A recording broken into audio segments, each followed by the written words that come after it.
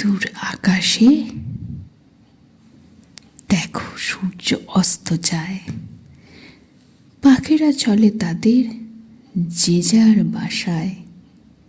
সেই সময় আমি আসি তোমাদের কাছে।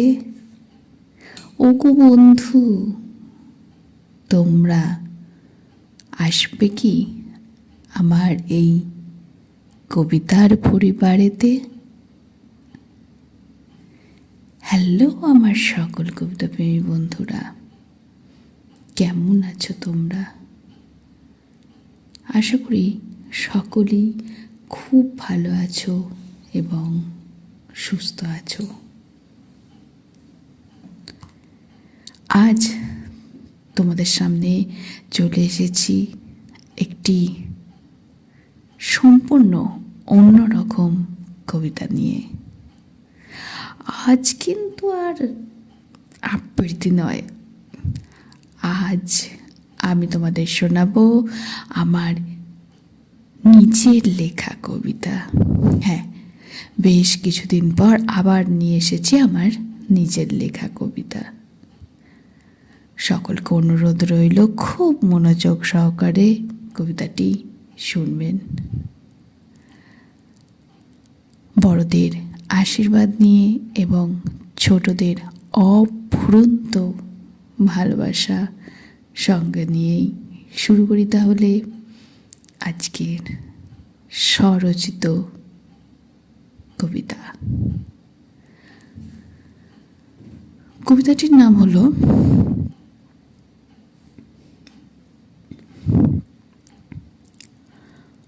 সম্পর্ক টিকিয়ে রাখে।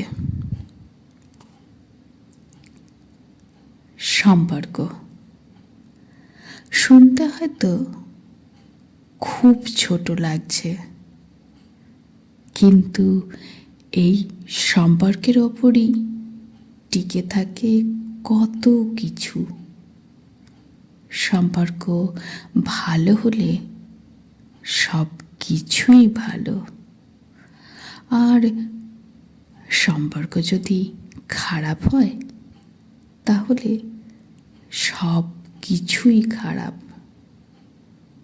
একটা ভালো সম্পর্ক যেমন সুন্দর একটা জীবন গড়তে পারে, তেমনি একটা খারাপ সম্পর্ক জীবনকে নষ্ট করে দিতে পারে, একেবারে তছনছ করে দিতে পারে। কাউকে যদি কখনো তুমি কোনো দামি উপহার দিতে না পারো, তাতে কিন্তু কিছু ক্ষতি হয় না। তোমার যদি দামি উপহার দেওয়ার সামর্থ্য না থাকে,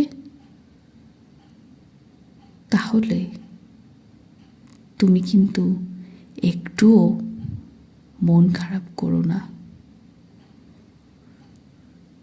কিন্তু তোমার সারাদিনের সময় থেকে তাকে কিছুটা সময় দেওয়ার সামর্থ্য তো তোমার আছে, তুমি নয় সেটাই দিলে। বর্তমানে আমরা সবাই খুবই ব্যস্ত। আমরা অনেকেও এই ব্যস্ততাকে কারণ হিসাবে দেখিয়ে অনেক কিছু এড়িয়ে যাবার চেষ্টা করি। দামি উপহারের কথা হয়তো তৎক্ষণাৎ সবাই মনে রাখে, কিন্তু কিছুদিন কেটে গেলে ওই উপহারের কথা অনেকেই ভুলে যায়। অথচ দেখো, তোমার দেয়া একটুখানি সময় বা ওই সুন্দর মুহূর্ত কিন্তু মনের মধ্যেই থেকে যায়, একটা সুন্দর অনুভূতি নিয়ে, একটা আনন্দ সুলভ অনুভূতি নিয়ে, যে অনুভূতির হয়তো কোনো দিন মৃত্যু হয় না। এই পৃথিবীকে সুন্দর রেখেছে সুন্দর সুন্দর সম্পর্ক। সে সম্পর্কের রূপ যেমনই হোক না কেন, ভাই বোন, বাবা মা, সন্তানদের সাথে বাবা মা, বা অন্যান্য গুরুজনদের, বন্ধু বান্ধব, আত্মীয় পরিজনদের সাথে সম্পর্ক, আরও কত কি।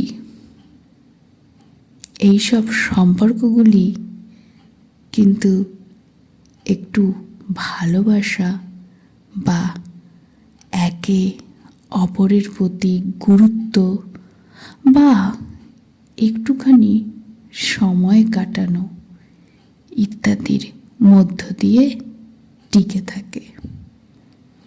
বর্তমান যুগে আমরা ফোনের প্রচলন দেখেছি। কেউ কেউ দু একটা মেসেজ করে দিল, তার দ্বারা সম্পর্ক হয়তো কিছুটা টিকে থাকে, কিন্তু অনেকে তো সেটাও করে না। একটু একে অপরের খোঁজ নেওয়া, বেশি নয়, যে কেবলমাত্র কয়েক মিনিট লাগে, সেটাও কিন্তু অনেকেই করে না। কারণ তারা যে ব্যস্ত,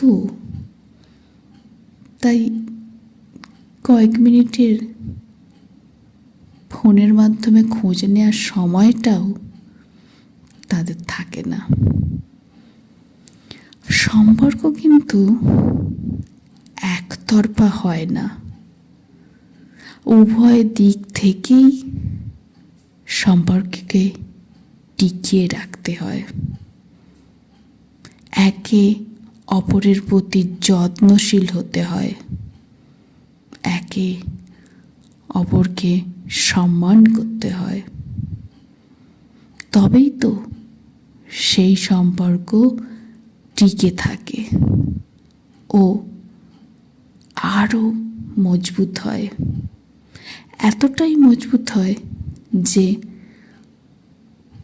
কোনো পার্শ্ববর্তী খারাপ প্রতিক্রিয়া কখনোই এই সম্পর্ককে ভাঙতে পারে না।